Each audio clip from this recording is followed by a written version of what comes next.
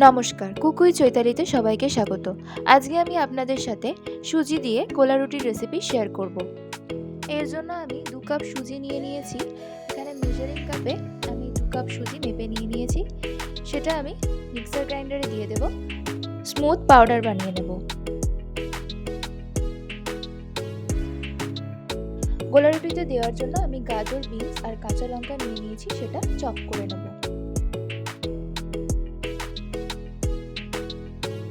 এবার ওই সুজির পাউডারটা একটা বাটিতে ঢেলে নেব। তাতে দিয়ে দেব 100 গ্রাম মতো টক দই।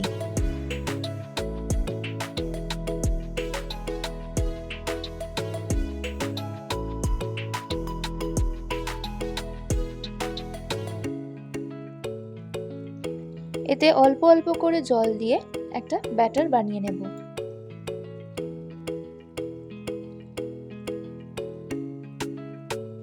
এবার এতে স্বাদমতো লবণ দিয়ে দিচ্ছি।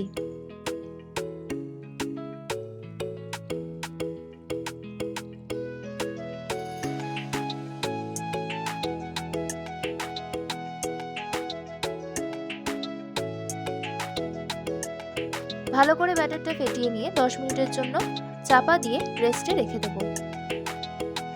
রেস্টে রাখার জন্য সুজির ব্যাটারটা ফুলে যাবে।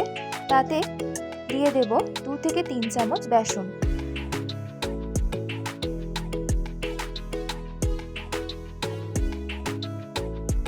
আর সাথে দিয়ে দেব আগে থেকে চপ করে রাখা সবজিগুলো।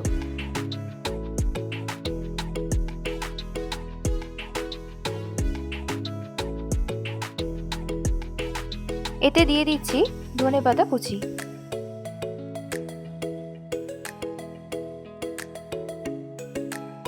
সবকিছু দিয়ে ভালো করে মিশিয়ে নেব এবং সাথে আরও কিছুটা পরিমাণ জল অ্যাড করব ব্যাটারটাকে পাতলা করে নেওয়ার জন্য।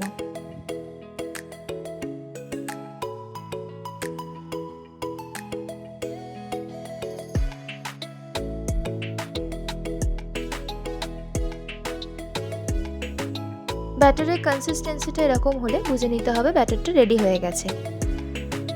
এবার তাওয়া গরম হলে তাতে সামান্য পরিমাণে জল ছিটিয়ে দেবো আর সেটা শুকিয়ে গেলে তাতে অল্প পরিমাণে তেল ব্রাশ করে দেব। এবার 2-3 চামচ করে ব্যাটার দিয়ে হাতার সাহায্যে এইভাবে ঘুরিয়ে ব্যাটারটা ছড়িয়ে দেব।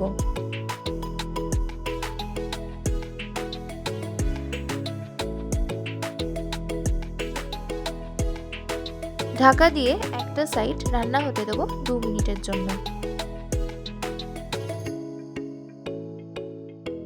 ঢাকা খুলে এক সাইড ভালো করে ভাজা হয়ে গেলে অপর সাইড উল্টে দেবো ভালো করে ভেজে নেওয়ার জন্য।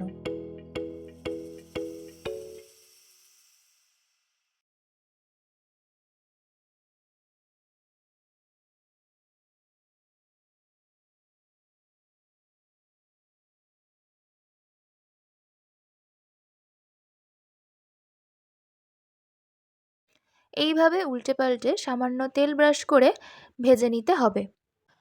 বাচ্চারা অনেক সময় সবজি খেতে পছন্দ করে না। এইভাবে যদি রান্না করা হয় তাহলে অনেকটা পরিমাণ সবজি তাদের খাওয়ানো যায়। ব্রেকফাস্টে বা টিফিন বক্সের জন্য এই রেসিপিটা আপনারা খুব সহজেই বানিয়ে নিতে পারেন। উল্টে পাল্টে ভালো করে ভেজে নেওয়া হয়ে গেছে। এবার নামিয়ে নিয়ে সসের সাথে গরম গরম পরিবেশন করুন সবজি দিয়ে সুজির গোলা রুটি। রেসিপিটা ভালো লাগলে অবশ্যই লাইক এবং শেয়ার করে দেবেন এবং কমেন্ট করে জানাবেন কেমন লাগলো। ও আরও নতুন নতুন রেসিপি পাওয়ার জন্য কুক উইথ চৈতালি চ্যানেলটি অবশ্যই সাবস্ক্রাইব করে দেবেন।